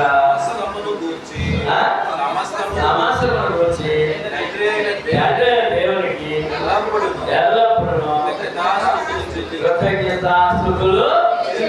కీర్తన ద్వారా బోధన కంటే, కీర్తన ద్వారా భక్తి కంటే, కీర్తన ద్వారా స్తుతులు చెల్లించాలంటే. వాక్యం చేస్తుంది పని, వాక్యం చేస్తుందా? చేయదు. ఇప్పుడు కీర్తన ఎక్కడికి రావాలి? హృదయంలో నుండి ఈ కీర్తన పాట రావాలని ఎంత ఖచ్చితంగా ప్రతిరకం తెలియజేస్తుంది. కనుక మనం ఏం చేస్తున్నప్పుడు అందరూ చెప్పండి. కాబట్టి ఆయన ద్వారా మనము దేవునికి ఎల్లప్పుడూ స్తుతియాగము చేద్దాము. అనగా ఆయన నామమును బట్టి ఆయన నామమును ఒప్పుకొని జీవఫలము అర్పించుదాము. ఇప్పుడు జీవఫలం అర్పించడానికి ఏం కావాలంట? కాబట్టి నువ్వు దేవుని పేరు కీర్తన పాడాలంటే, నువ్వు దేవుని పేరు పాట పాడాలంటే ఆయన నామం ఉండాలంట. ఏముండాలంటే ఆయన నామం బట్టి. ఆయన నామం లేకుండా నీ కీర్తన బయట అన్ని పాడంటే లెక్క తప్ప దేవునికి కాదు. దేవునికి ఇప్పుడు ఏముండాలి కీర్తనలో? ఏ నామం నుండి కీర్తన పాడాలి? అక్కడ అన్నాడు ఆయన నామమును ఒప్పుకొని. ఏంటంటే ఇప్పుడు మత్స్యకర్ పాపర్ ఏం ఒప్పుకొని? లోదర్ నామం ఒప్పుకొని. ఏంటంటే ఏ నామం? లోదర్ నామం ఒప్పుకొని పాట పాడుతున్నారు. దేవదాస గారి నామం ఒప్పుకొని పాడుతున్నారు. ఇంకా చాలా ఉన్నారు. భక్త సింగ్ గారి నామం ఒప్పుకొని పాడుతున్నారు. మరి మీ నామం లేకపోతే ఆ పాట ఎలా దేవుడికి వెళ్తుంది? చెప్పండి. వాళ్ళు ఎలా యాగం చేస్తున్నారు? యాగం చేస్తారా? శరీర ఉల్లాసం కొరకు, ఉప్పొంగుడు కొరకు, వాళ్ళ గొప్పతనం సాధించుకోవడం కొరకు వాళ్ళ వాక్యాలతో కీర్తన పాడతారు. వేరే నామాల్లో ఏంటంటే ఆయన నామం ఒప్పుకోలేదు. ఆయన నామం ఒప్పుకుని కీర్తించేవాడు ఎవరు? క్రీస్తు సంఘమే. ఎవరంటే ఇప్పుడు చెప్పండి, మీ కీర్తన ఏమవుతుంది? ఇప్పుడు స్తుతి యాగము. ఏంటంటే ఏం చేస్తాం మనం? ఎవరికి? దేవునికి స్తుతి యాగము. కనుక ఆరాధనలో ఉన్నప్పుడు, కోటాలో ఉన్నప్పుడు ఖచ్చితంగా ఆ స్థలానికి రావాలండి. ఆరాధనలో ఉండాలండి. ఎందుకంటే స్తుతి యాగం చేయాలండి. స్తుతి యాగము కోటాలు ఉన్నప్పుడు కూడా స్తుతి యాగం జరుగుతుందండి. కోటాలు ఉండాలండి, ఆరాధనలు ఉండాలండి. కాబట్టి దేవుని కీర్తన పాడాలంటే బాధ. దేవుని సన్నిధిలో గంట గడపాలంటే బాధ, ఆరాధన ఉండాలంటే బాధ. ఈ బాధపడిన యాగం చేస్తాడా? చేస్తాడా? యాగం అంటే సమర్పణ, యాగం అంటే త్యాగము, యాగం అంటే త్యాగం. ఏమండి మరి ఇక్కడ క్లాసులు జరుగుతాయండి. ఒకడు బయటికి పైకి రా, మంచివాడు పైకి రానండి. అంటే కీర్తన పాడాలని ఆశ వాళ్ళు లేదు. ఇట్లా ఎవరు పైకి రారండి. మాకు ఇక్కడ బైబిల్ క్లాసులో ముగ్గురు ఉంటామండి. ఎవరు తెలుసంటే ఆంధ్రయ్య గారు, రాజారావు గారు, రావు గారు, ముగ్గురితో బైబిల్ క్లాస్ జరుగుతున్నాయండి. కుటుంబ సభ్యులు 10 మంది ఉన్నారు. ఒకరు పైకి రారండి. అంటే యాగం చేయడానికి ఇష్టం లేదు. ఎవరికే యాగం చేయడానికి ఇష్టం లేదు. ఆ గొడవది మా గొడవ కాదు. ఎవరు గొడవ? క్లాస్ గారు ఇంట్లో ఉంటారు, టీవీ దగ్గర ఉంటారు. టీవీ దగ్గర మా ఎవరైనా ముందు ఉంటారు టీవీ దగ్గర. ఆవిడ సీరియల్ పెడతాడు. సీరియల్ అసలు ఏ సీరియల్ ఒక మాట కూడా పోకూడదు. తీరా నేను కాసేపు రెస్ట్ పడుతున్నాను అనుకుంటే టీవీ సీరియల్ పెట్టుకొని వస్తాను. నాకు అర్థం చెప్పాలి. తర్వాత ఈ లోపల వంటగదిలోకి వెళ్తాను. వెళ్ళిన తర్వాత ఆ పెళ్లి ఏదో మాట వినపడదు. కాబట్టి ఏం జరిగింది అన్నాడు. ఆ బ్యాలెన్స్ చెప్పాలి. ఆ బ్యాలెన్స్ చెప్పారు వాడికి. బ్యాలెన్స్ చెప్పారు. ఎవరు వాక్యం ఏమి వచ్చారు? ఏమి ఇచ్చాడండి? బుధవారం ఏం వాక్యం వచ్చిందండి? అయితే ఎప్పుడు అడగలేదు కనుక కాబట్టి ఏం చేస్తారు? ఏం యాగం చేస్తారు మీరు చెప్పండి. గొడ్డలు ఉండదు, అలసిపోతారు. పెద్ద అలసిపోతారు, పెద్ద బరువులు మోసేస్తారు మీరు అందరూ. దేవుని పని కంటే మీకు గొప్ప బోల్ పనులు ఉన్నాయి. కాబట్టి మంగళవారం సహోదరి గోడ ఏర్పాటు చేసి ఒక్క సహోదరు అన్నాడు. మన మున్సిపల్ గారి మందిరం ఓపెనింగ్ అని చెప్పామండి. అసలు చెవులు దూరలేదు. ఒక్కరు కూడా లేరండి. సంఘం ఒక్కరు లేరండి. అది మీ త్యాగము, అది మీ యాగం. ఎంత స్వాతంత్రం ఉన్నారంటే స్వాతంత్రమైన విశ్వాసం మీకు ఫలభరితం కాదండి. స్వాతంత్రమైన విశ్వాసం ఫలభరితమా కాదండి. సేవకులు ఉండాలండి, సేవకులు ఉండాలండి.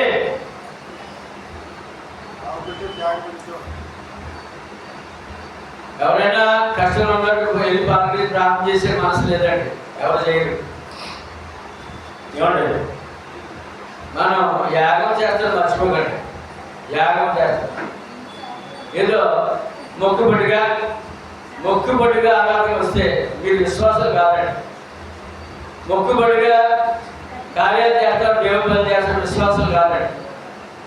ఆ విశ్వాసం దేవుడికి ఇష్టమైంది కాదండి. 3 చూసాం. ఏం చూసాం? కనుక ఆరాధన ఉండాలి. కూటమిని ప్రకటిస్తే ఖచ్చితంగా ఉండాలి. నీ ఇంట్లో పరిపాలన చేసుకుంటూ కీర్తన పాడాలి. పరిపాలన చేసుకుంటూ కీర్తన పాడాలి. కీర్తన పాడితే ఏం చేద్దాం? ఆ సమయంలో కూడా దేవునికి స్తుతి యాగము చేస్తున్నాం. స్తుతి యాగములు ఉన్నామని మనం దేవుడు తెలుసుకోవడం, పరిపాలనలో దేవుడు తెలుసుకోవడం. ఆ కీర్తన జ్ఞాపకం రాదు. ఏం జ్ఞాపకం? వంట చేసేటప్పుడు ఆలయాలన్నా వీళ్ళకన్నా నాకు ఎలా వచ్చింది, నాకు ఏమొచ్చింది, నాకు నా బతికేటప్పుడు ఇలాగా ఈ టిప్పాలు వెరీ టిప్పాలు మాడిపోతుంది. ఉప్పు ఎక్కువైపోతుంది, కారం ఎక్కువైపోతుంది, రుచుకోవడం తినడానికి ఏం బాగోదా? దేవుడు మనసు పెట్టి ప్రతి విషయంలో నువ్వు ఎంతకి వాక్యం జ్ఞాపకం చేసుకోవాలి, కీర్తన జ్ఞాపకం చేసుకోవాలి. అది యాగములు నామము. ఎక్కడ యాగములు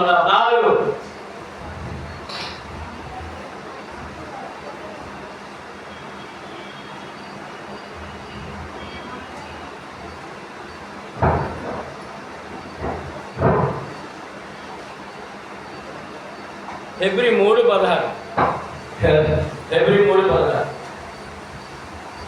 ఉపకారము ధర్మము చేయ మరచిపోకుడి. ఉపకారము ధర్మము చేయ మరచిపోకుడి. అట్టి యాగము దేవునికి ఇష్టమైనది. క్రైస్తవుడు ఎవరండి?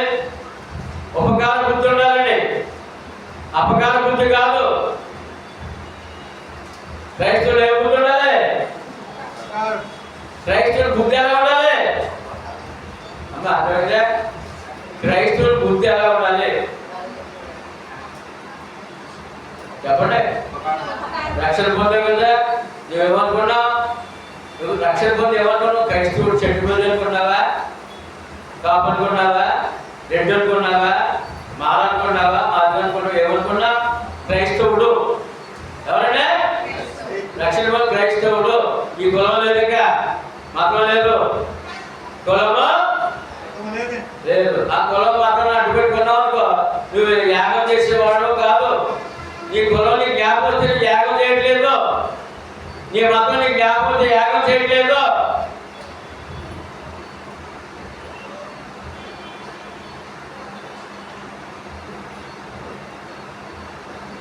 ఉపకారము ధర్మము నీ పొరుగువారి పట్ల ఎలా ఉంది, నీ కుటుంబం పట్ల ఎలా ఉంది మనసు? ఉపకారం చేసే మనసు ఉందా? ధర్మం చేసే మనసు ఉందా? కష్టంలో ఆదుకునే మనసు ఉందా? వాళ్ళు బలి జరుగుతుందంటవా అనుషా? కదా మన పొరుగు వారు కానీ ఇంట్లో వారు ఎవరు కష్టంలో అలా అనొచ్చా? మనం ఏం చేయాలంటే ఉపకారము ధర్మము చేయుట మర్చిపోకూడదు. అది యాగము. అటు యాగము దేవుడికి ఇష్టమైన యాగము. ఇప్పుడు చెప్పండి, ఎవరైనా బాగుంటే వాళ్ళకి అలా జరిగింది, అలా జరగాలి అనొచ్చా? ఏం చేయాలి? వాళ్ళ కష్టంలో మీరైతే పాల్గొవాలి. మీకు ఏమైనా చేయి పనింటే సహాయం చేయడం, ప్రార్థన చేయి. అయ్యో పాపను. ఇప్పుడు క్రైస్తవ జీవితంలో ఉపకారము ధర్మము చేసే మనసు కలిగి యాగము చేయాలట. మనం ఇచ్చే ప్రతి రూపాయి దేవుని సేవ కానీ ఇతరుల సేవ కానీ ఏ విధమైన రూపాయి ఖర్చు పెట్టినా అది ఒక యాగము చేస్తామట. లోకంలో ఆ బొమ్మల దగ్గర కోట్లాది రూపాయలు బంగారు కిరీటాలు వేసిన అది యాగం కాదు. కోట్లాది రూపాయలు ఉండేలు వేస్తాడు, అది యాగం కాదు. క్రైస్తవులు ఒక రూపాయి దేవుడి పేద ఖర్చు పెడితే అది యాగం. ఏంటంటే దేవుడు నువ్వు విశ్వాసం అని కష్టంలో చేయి సాపితే అది యాగం.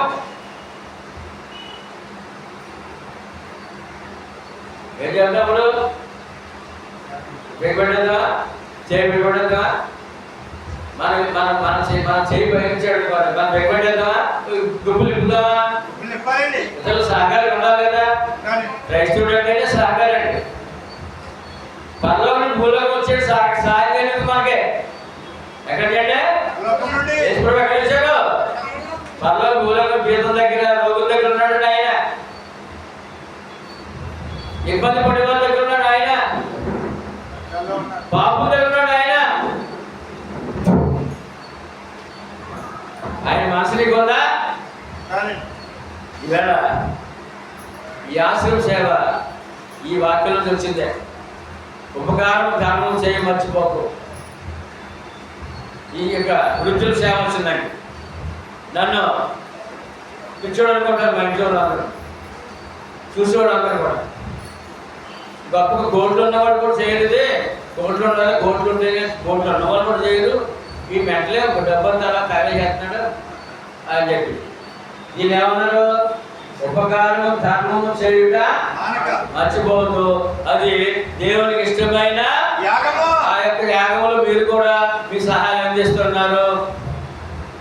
ఈవేళ హైదరాబాద్ నుంచి మా సహోదరి రాజాగారి కుమార్తె బుల్కల్లి తన పెద్ద కుమారుడు పుట్టినరోజు సందర్భంగా ఆశీర్వాద్కి ఫ్రూట్స్ మరి అక్కడ రాజేష్ భోజనం వంట పెట్టాడు.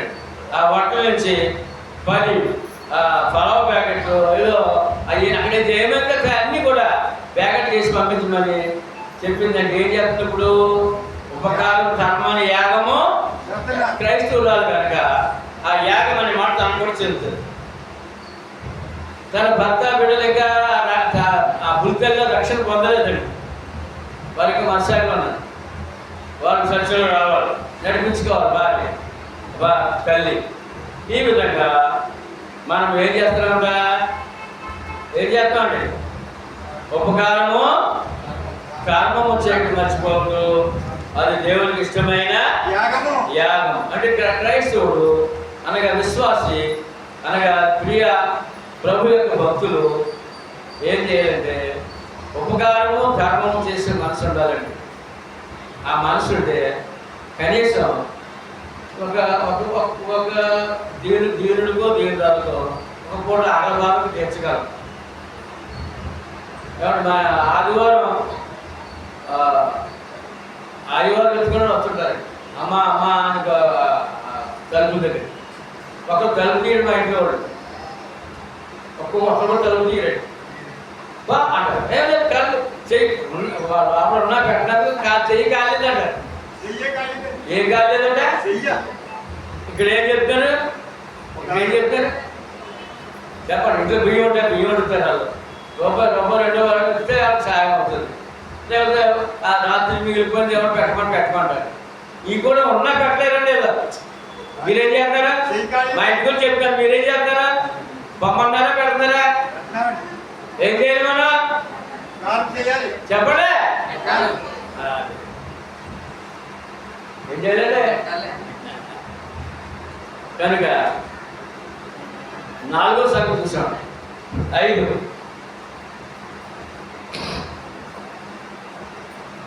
రోమా పత్రిక 12వ అధ్యాయము 1వ వచనం.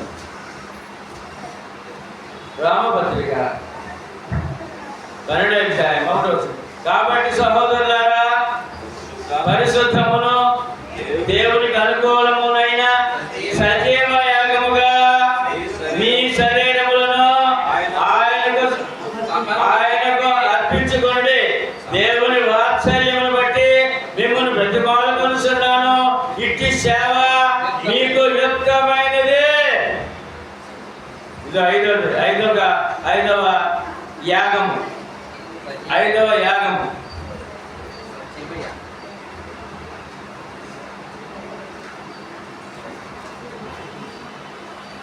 ఇప్పుడు చాలా అమూల్యమని అమ్మా బయట ఎక్కడ దొరకని అమూల్యమైన విషయాలు వింటున్నారండి. మెట్లు దిగిన మర్చిపోదామా? ఈ జ్ఞాపకం ఉంచుకుందామా? 5 యాగాలు ఏంటండి? ఏంటి? 5. 1 ఏంటి?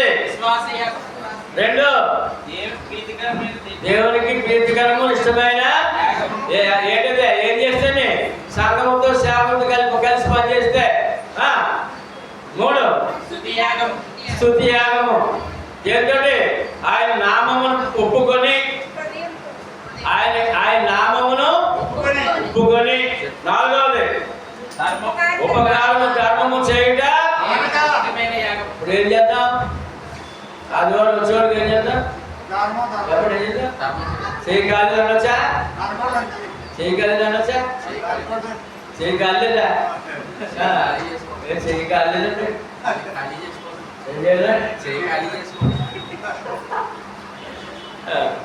5 సజీవ యాగము. బ్రతికొండగా నీవు దేవునికి అర్పించేసుకో. సమస్త విషయాల్లో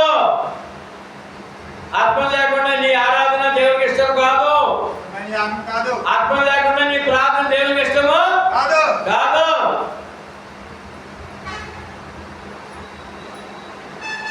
సజీవ యాగముగా దేవుని కొరకు నువ్వు బ్రతికొండగానే సజీవ యాగముగా అర్పించుకో, ఆరాధించుకో, సేవ చేసుకో. ఇష్టి సేవ నీకు యుక్తమైనది. ఇష్టి సేవ చేస్తేనే నీకు ఫలితం ఉంటుంది అని చెప్తున్నాడు. ఏంటి సజీవ యాగం అండి? యేసు ప్రభు చేసుకొచ్చాడు. ఆయన బలియాగం అయిపోయాడు. ఏమండి? ప్రకటన 2:10 సజీవ యాగం ఏంటి?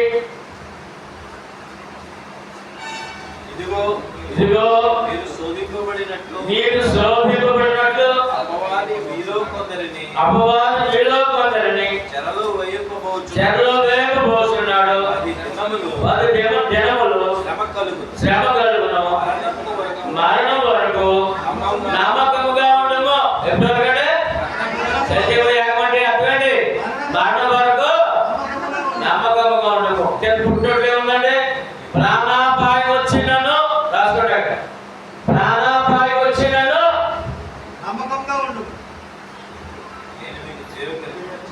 ప్రాణాపాయం మరణం వరకు అర్థం ఏంటంటే ప్రాణాపాయం వచ్చిందను నేను విశ్వాసం విడిచిపెట్టుకో, నేను నీకు దేవుడు విడిచిపెట్టుకో, సంఘాన్ని విడిచిపెట్టుకో, ఆరాధన విడిచిపెట్టుకో, నేను నీకు జీవ కిరీటము ఇచ్చేదను అని ఇక్కడ సజీవ యాగం గురించి మాట్లాడుతూ ప్రాణాపాయం వచ్చిందను లేక మరణ పర్యంతము సమర్పించుకొని నువ్వు త్యాగ బుద్ధితో దేవుని సేవ చేసుకో. సమర్పణ త్యాగ బుద్ధి లేకపోతే మనం విశ్వాసులము కాము, స్వార్థపరులము, దురాశపరులము, కపటమైన భక్తి మనం కలిగి ఉంటాం. నిష్కపటమైన భక్తి దేవుడు కావాలి. నిష్కపటమైన భక్తి దేవుడికి ఏం కావాలంటే కపటము లేని భక్తి. ఏ భక్తి నీకు లాభసాధకమో కపటము లేని భక్తి. సజీవ యాగముగా నీవు సమర్పించుకో, శరీరములను ఆయన అర్పించుకో. ఏ పని ముందు? నీ పని ముందా దేవుడి పని ముందా? దేవుని పని ముందు. మరి మనం ఎలా ఉన్నాం?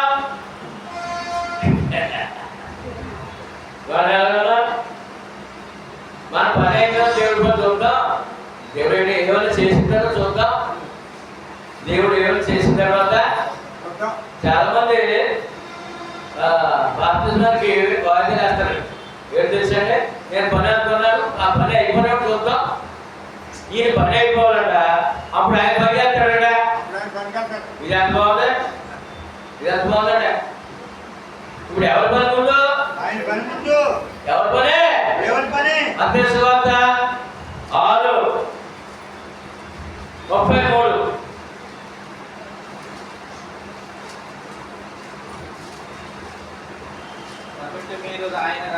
మొదట మీరు ఆయన రాజ్యమును నీతిని మొదట వెతకుడి, అప్పుడు అవన్నీ మీకు మొదట ఆయన రాజ్యం. రాజ్యం ఏంటి?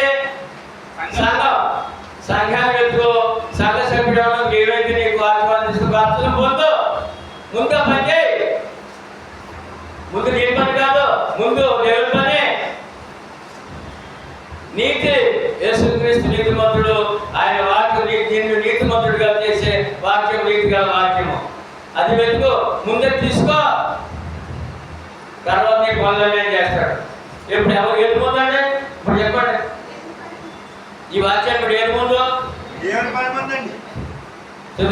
ఈ వాక్యం ఇప్పుడు ఏది ముందు? దేవుని రాజ్యం వెతకడం అంటే రక్షణ ముందు, రక్షణ పొందడం ముందు, ఆయన వాక్యం వెతకడం, ఆ వాక్యం లోపడడం తర్వాత అవన్నీ. ఏమన్నీ ఏదో జరగాలనుకున్నావు కదా, అవన్నీ అప్పుడు అన్నాడు. ఏది ముందు? ఇప్పుడు రాజ్యముల నీతిని మొదట పెట్టుకుని నీకు కావాల్సినవి ఆయన అడిగి ఉంచాడు.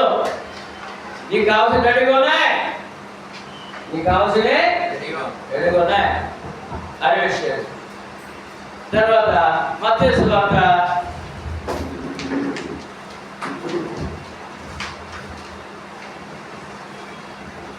22:37.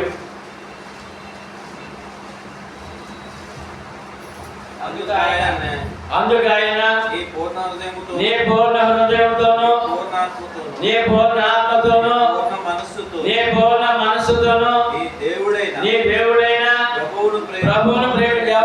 ఎవరు ప్రేమించాలంటే అమ్మా, ఎవరు ప్రేమించారు? మొదటగా ప్రభు, తర్వాత నీ భార్య, ప్రభు తర్వాత నీ భర్త, ప్రభు తర్వాత నీ పిల్లలు. ఇప్పుడు నా అనుకూలం అలాగే మా మనసు నీకుందా? చెప్పండి. ముందు ఎవరు? నేనైతే ప్రభు తర్వాత నా భార్య, ప్రభు తర్వాత నా కొడుకు, ప్రభు తర్వాత నా మనవడు, నా కోడలు. ముందు ఎవరు? ఎవరుంటారు ముందు? మొదట ఎవరి పని? తర్వాత ఎవరి పని? నీ కుటుంబం. తర్వాత ఆలోచించావు కుటుంబం కొరకు. ముందే కుటుంబం కొరకు అంటే నువ్వు ఎందుకు పనికిరావు? దేవుడికి పనికిరావు, దేవుడికి పనికిరావు. దేవుడే ముందు.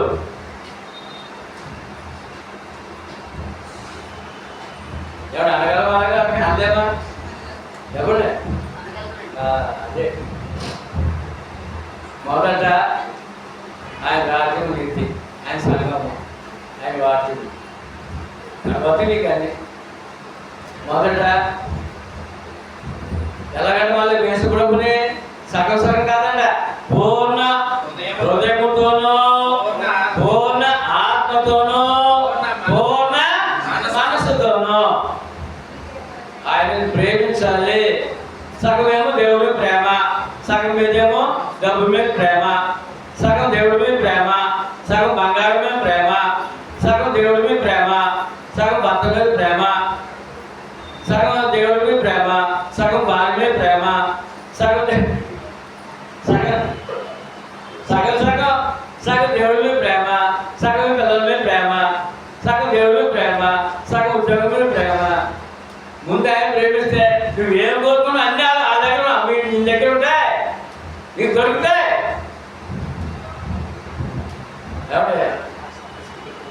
అలా సంపూర్ణంగా ఉన్నారా? సంపూర్ణంగా ఉన్నారా? సంపూర్ణంగా కావాలండి ఆయనకి. సగం సగం కాదు, సగం సగం కాదు. ఏమంటే నా భార్య కొరకు బ్రతుకుతున్నాను అని కూడా కొంతమంది ఉంటారు. ఎవరి కొరకు? నా భార్య కొరకు నేను బ్రతుకుతున్నాను అని కొంతమంది ఉంటారు. నా భర్త కొరకు నేను బ్రతుకుతున్నాను త్యాగం చేస్తాను అంటారు కొంతమంది. నా పిల్లల కొరకే బతుకుతాను కొంతమంది అంటారు. ఏమంటే ఇవన్నీ దేవుడికి ఇష్టమైనవి. నువ్వు దేవుని ప్రేమిస్తే నువ్వు ఎవరిని ప్రేమిస్తున్నావు అన్న అవన్నీ నీకు చేర్చి ఉంటాడు ఆయన. వాళ్ళందరికీ వేలు జరుగుతుంది ముందు దేవుడిని ప్రేమిస్తే. అది ఏ యాగం అంటే సజీవ. ముందు ఆయన ఇస్తేనే మనసు నువ్వు సజీవ యాగము చేయగలవు. ఏమండి మొట్టమొదటిగా బైబిల్లో ప్రవక్తలు దేవుడిని ప్రేమించారు, త్యాగం చేశారు, అర్పించుకున్నారు. ప్రవక్తలు కనపడి బైబిల్లో ప్రవక్తలు కనపడతారు ముందు ఈ సజీవ యాగం చేశారు అనే మాట. ప్రవక్తల తర్వాత యేసుప్రభు కనపడుతున్నాడు. ఎవరంటే పూర్తిగా సమర్పణ చేసుకున్నారు, పూర్తిగా ప్రాణం అర్పించడం కూడా సమర్పణ చేసుకున్నారు. తర్వాత బైబిల్లో షడ్రక్ మేషక్ అబేద్నగో కనపడుతున్నాడు. షడ్రక్ మేషక్ అబేద్నగో నువ్వు దేవుణ్ణి నువ్వు నమ్మిన దేవుడిని పూజించడం మానేస్తావా? నా విగ్రహాన్ని పూజ చేస్తావా? నా బొమ్మకు పూజ చేసి నువ్వు బ్రతుకుతావు. దేవుణ్ణి నిజ దేవుడు అన్నావు కదా, ఆయన్ని పూజిస్తే చచ్చిపోతాం, చంపేస్తాం, అగ్నిలో పడేస్తాం. ఏమంటావు? ఓ రాజా, మా దేవుడు ఈ అగ్నిగుండం తప్పించేటందుకు సమర్థుడైన దేవుడు. సమర్థుడైన దేవుడు ఈ అగ్నిగుండం నుంచి రక్షించగలడు.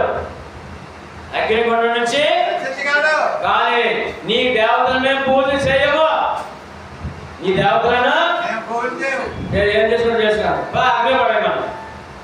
అగ్నిలో పడేస్తే వారు అగ్నిలో నుండి ఏమండి దేవతలను పంపించి దేవుడు రక్షించిన గొప్ప దేవుడు, గొప్ప చరిత్ర మనకు ఉంది బైబిల్.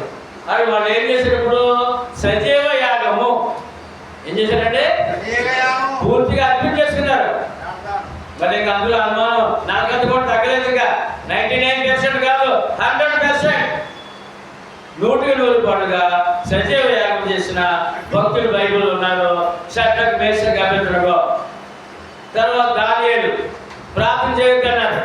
నువ్వు దేవుడికి ప్రార్థన చేయొద్దు, రాజుగారికే ప్రార్థన చేయాలి, చక్రవర్తికే నువ్వు నీ దేవుడు ప్రార్థన చేయడం వీల్లేదు అన్నారు. నా దేవుడినే ప్రార్థన చేస్తాను, ఎంజాయ్ చేసుకున్నారు. అయితే సింహాల బోల్లో పడేస్తానన్నారు. ఎక్కడంటే సింహాల బోల్లో పడేసుకోమన్నాడు. సింహాలు ఆకలికి ఉన్నాయి, కుక్క పిల్లల్లో పడుకున్నాయి అక్కడ చుట్టూ. ఎలాగంటే ఆ రాజు వచ్చాడు తెల్లవారుజామున. దానియేలు నీవు పూజిస్తున్న సజీవుడైన దేవుడిని కాపు రక్షించాడా అని అడిగాడు. రాజా, నా దేవుని దగ్గర కానీ నీ దగ్గర నేను యాగం చేయలేదు కదా. నా దేవుడు దేవతలను పంపించి ఈ సింహముల నోళ్ళు ముయించాను. సింహముల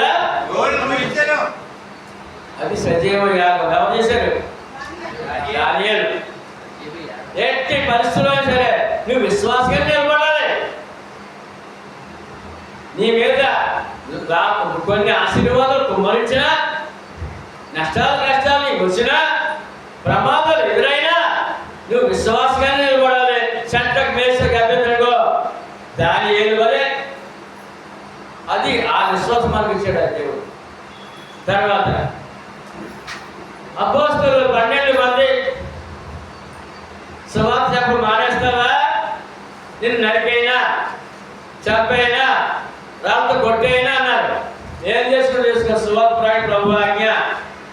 సువార్త ప్రకటించమని ఎవరు ఆజ్ఞ అండి? ఎవరు ఆజ్ఞ? మాస్టర్ గారిగా ప్రభుగా చెప్పండి. సర్వ సృష్టికి సువార్త ప్రకటించండి. నమ్మి బాప్తిస్మం పొందిన వాడు రక్షించబడును, నమ్మని వానికి అది ఆజ్ఞ అయింది. అందుకని ప్రభు ఆజ్ఞ మేము ప్రకటించి మానము. నువ్వేం చేసుకున్నారు? 12 మంది అపోస్తలులు కూడా హతసాక్షులు అయిపోయారు. ఏమయ్యారంటే దీన్ని ఏమన్నారు? సజీవ యాగము. జీవిత కాలము అర్పించుకొని ప్రాణాలు కూడా దానవలసిన వాడు. ఇవన్నీ మనకు మాదిరి. ఆదిమ సంఘము, ఆదిమ క్రీస్తు సంఘము సజీవ యాగము. నీరో చక్రవర్తి, రోమా ప్రభుత్వాన్ని పాలించే నీరో చక్రవర్తి క్రైస్తవుల మీద అతను బాగా పెంచుకున్నాడు. ఇక లోకమంతా అదే పనులు ఉన్నారండి. లోకమంతా అదే పనులు ఉన్నారు. నీరో చక్రవర్తి క్రైస్తవుల మీద బాగా పెంచుకున్నాడు. అది ఏం చేశాడంటే క్రైస్తవులను బంధించి చంపుతున్నాడు. అతని కుటుంబంలో ఒక శుభకార్యం వచ్చిందంటే ఆ యొక్క తనకున్న ఆ భవనం సంబంధించిన ఆ గార్డెన్లో, తోటలో, చక్రవర్తి గారి తోటలో ఒక ఫంక్షన్ పెట్టాడంటే. ఒక ఫంక్షన్ పెట్టాడంటే అతనికి ఏదో జరిగిన శుభకార్యం బట్టి లేకపోతే ఆనందాన్ని బట్టి ఒక ఫంక్షన్ ఏర్పాటు చేశాడట. మనలాగా లైటింగ్ పెట్టేవాళ్ళు లేనప్పుడు, లైటింగ్ పెట్టేవాళ్ళు కరెంటు లేదండి. ఆయన ఏం చేయడం తెలుసండి? తోటలు పెట్టాడు కదా క్రైస్తవుల్ని. ఆ తోట అంతా కూడా ఆ దారి పడుకున్న సిలువల కింద ఆ కర్రలు పాతి ఈ క్రైస్తవులు దానికి ఆ కట్టేసి తారు పూసి అంటిస్తే ఆ వెలుగులో పార్టీ చేసుకున్నాడంట. ఆ వెలుగులో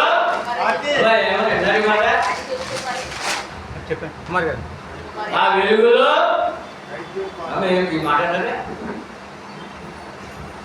రోమా చక్రవర్తి నీరో అనే ఆయన క్రైస్తవులు ద్వేషించి పగబట్టాడు.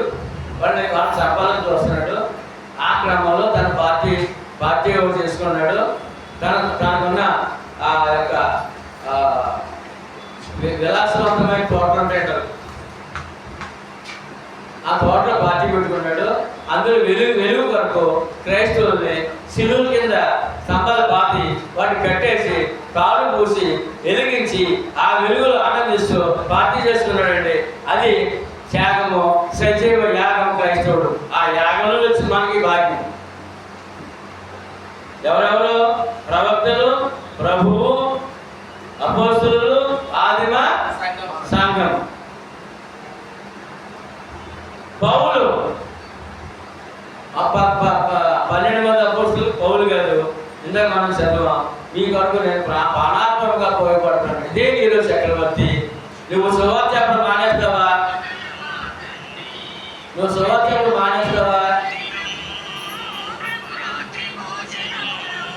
పౌలు గారిని నీరో చక్రవర్తి. నువ్వు సువార్త చెప్పడం మానేస్తావా? నేను చంపేయమంటావా అని అడిగినప్పుడు శిరక్షేత్రము అంటే శిరక్షేత్రం చేస్తాను. చేసుకొని తలసేవాడు. శిరస్సు నరికేశారండి పౌలు గారు.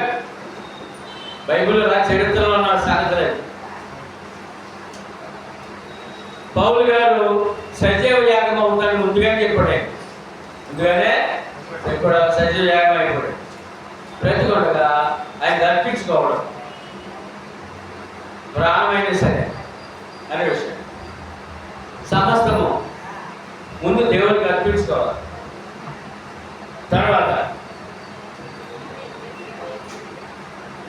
ఫిబ్రవరి రాసిన పత్రిక సజీవ యాగం అంటే అర్థం పరిపూర్ణ అర్థం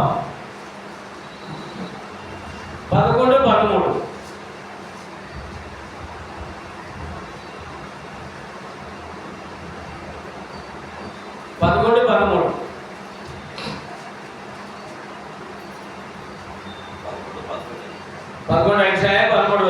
వీరందరూ మీరందరూ ఆ వాగ్దానముల ఫలము అనుభవింపకపోయినను దూరము నుండి చూచి వందనము చేసి తాము భూమి మీద పరదేశులమును యాత్రికులమై ఉన్నామని ఒప్పుకొని అన్నాగంట. సజీవ యాగం అంటే ఏముండాలి మన మనసులో? సజీవ యాగం అంటే క్రైస్తవుడు మనసులో ఉండాలి. నేను భూమి మీద పరదేశిని యాత్రికుడు ఉన్నప్పుడు సజీవ యాగంగా దేవుడు సేవ చేయగలను. భూమి మీద నేను ఎవరినే? భూమి మీద నేను ఎవరినే? భూమి మీద నువ్వెవరు? చెప్పాలందరూ పరదేశులమును యాత్రికులమై ఉన్నామని ఒప్పుకొని అదే సజీవ యాగం అంటే. ఈ లోకాలు పట్టుకునే ఉట్టుకొని ఊరేగుతాడని అనుకున్నవాడు ఎవరు కూడా విశ్వాసం కాపాడుకునే అవకాశమా లేదు. ఒప్పుకొని విశ్వాసం కలవాలి, మృత్యు పొందేది. అది సజీవ యాగం అంటే. జీవితకాలం విశ్వాసం కాపాడుకోవడం, దేవుడి పని ఏమైందో ఏమి అప్పగించాడో నీకు ఆ అప్పగించడం ఖచ్చితంగా చేయడమే సజీవ యాగం. ఆ సమర్పణ ఆ త్యాగం నీకుందా? ఇలా నిర్ణయించుకోండి. సంఘం తగ్గిపోతుంది. ఏమంటే ఈ గొప్ప విలువలు దేవుడు కట్టబెడితే దాన్ని ఏమాత్రం కూడా గ్రహించుకోలేని పరిస్థితిలో మనం ఉన్నట్లయితే మనము విశ్వాస యాగం చేసేవారము. కనుక మరి బైబిల్లో ఇన్ని సంగతులు చక్కగా దేవుడు దాచిపెట్టి ఉన్నాడు. మొదటి యాగం ఏంటంటే అందరూ చెప్పండి. మొదటి యాగం ఏంటి? విశ్వాస యాగం. ఎందుకు ఎక్కడ ఉన్నారు మీరు? ఏ యాగంలో ఉన్నారండి? విశ్వాస యాగం. రెండోది ఏంటంటే దేవునికి ప్రీతికరమును ఇష్టమైన యాగము. అని సంఘముతో సేవకులతో కలిసి పనిచేయడం. ఆ యాగములు ఉన్నారు. మూడు ఏమంటే స్తుతి యాగము. అందులో కీర్తన పాడడానికి సంఘాలు ఉండాలి, కోటాలు ఉండాలి. మీ సొంతంగా పని పాటలో పాడుకుంటూ జీవించాలి, కీర్తించు జీవించాలి. ఉపకారం ధర్మము చేయడం మర్చిపోవాలి. దేవునికి ఇష్టమైన దేవునికి ఇచ్చిన దాంట్లో ఇతరులకి పైన గుప్పులు శాపాలు ఖచ్చితంగా. 5 సజీవ యాగముగా మీ శరీరంలోనూ ఎలా సమర్పించుకోగలమంటే మేము భూమి మీద పరదేశులమును యాత్రికులమై ఉన్నాము కనుక విశ్వాసం గలవారే చనిపోయే వరకు తుది శ్వాస వరకు విశ్వాసము కాపాడుకుంటూ ఆరాధించుకుంటూ సేవ చేసుకుంటూ జీవిస్తాను అన్నాడు. ఎబ్రీ పత్రికలో వారి పేర్లు తెచ్చండి. విశ్వాస వీరులు. ఎవరైనా విశ్వాస వీరులు. నిన్న ఒక సొలమి ఒక ఛాలెంజ్ చేసిందండి. ఆటో ఎక్కడ అతని పేరు రామకృష్ణ. ఏ మాట్లాడుతున్నా అతను దేవుడికి అందించడు గురించి చెప్తున్నాడు. ఒక ఛాలెంజ్ చేసిందండి. రామకృష్ణ, ఇన్ని రకాల తామర పడిపోతున్న లోకం, నేను చావు లేకుండా బ్రతకగా ఎవరో చెప్పగలరా అని అడిగిందండి. చావు లేకుండా ఎవడన్నా బ్రతకగలరా లోకంలో చెప్పాను. ఎవరున్నారో అందరూ చనిపోతున్నాడు. ఈ ఛాలెంజ్ ఉండాలి. చావు లేకుండా ఏ మానవుడు బ్రతికే అవకాశము లేదు కనుక మనకిచ్చినటువంటి ఈ యొక్క ఆ యాగమును, ఆ సజీవ యాగము, ఈ యాగాలు ఏమైతే ఇచ్చారో చక్కగా నెరవేర్చుకుంటూ ప్రయాణం చేద్దాం. మన కుటుంబానికి క్షేమం, మన గ్రామానికి క్షేమం, మన సమాజానికి క్షేమం. నీ ప్రార్థన వల్ల నీకు పరలోకము, నీ కుటుంబానికి నీకు ఆశీర్వాదము. కావాలా? పరలోకం కావాలా? ఈ యాగాలు నెరవేర్చుకుని వెళ్తేనే ఆ పరలోకం అంత సులువుగా దొరుకుతుంది. సులువుగా బంగారు పట్టణం అండి. ఏ పట్టణం?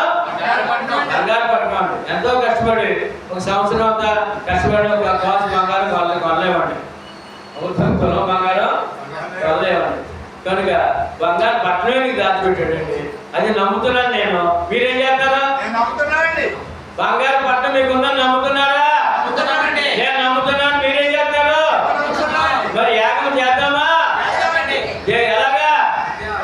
ఎలాగా అంటే ఈ లోకం ఈ భూమి మీద చెప్పండి, భూమి మీద మేము పరదేశమును యాత్రికులమై ఉన్నామని ఒప్పుకొని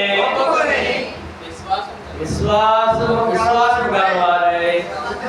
వృద్ధి పొంది మన మరణం వరకు నా విశ్వాసం కాపాడుకుంటానండి. ఈ లోకం నాకు శాశ్వతము కాదండి. నేను గుట్టుగట్టు ఊరేగుతానని అనుకుంటే నువ్వు దేవుళ్ళు యాగం చేసే హక్కు నీకు లేదండి. కనుక మనకు దేవుడు ఇచ్చిన పరిపాట్లు ఉన్నాయండి, ఉద్యోగం ఉందండి, ఆదాయాలు ఉన్నాయండి, కుటుంబం ఉందండి, అన్ని క్షేమం ఉంటాయండి. కానీ నువ్వు రక్షణ పొందావు కనుక నీ రక్షణ కాపాడుకోవాలంటే ఈ యాగంలో నీ ప్రయాణం సాగాలి. ఈ యాగంతో నీ ప్రయాణము ఏం చేద్దాం? యాగం చేద్దామా? ఎవరిచ్చారు? కాపాడుకుందామా? ఉన్నా కిరణ్ వచ్చి 4వ అంశాన్ని